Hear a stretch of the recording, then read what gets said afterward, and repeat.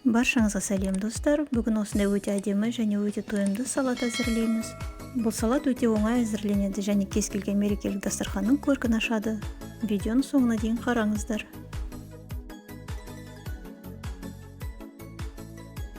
Орташа 2 қиярды осылай ұзыншақта тураймыз.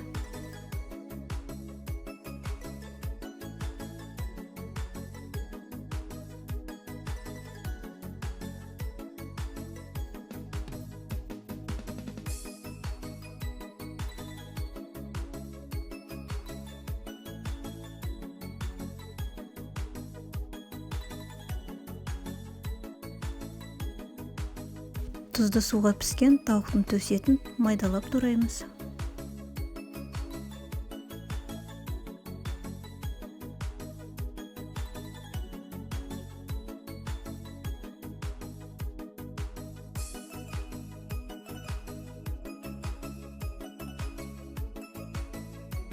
Суға піскен 4 жұмыртқаны үккіштен өткіземіз.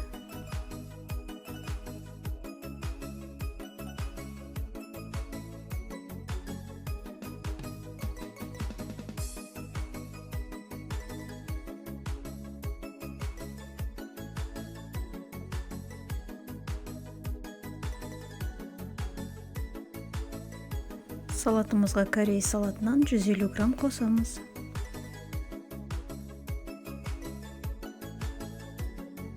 Салаттың бетіне дәл осылай майонез жағамыз.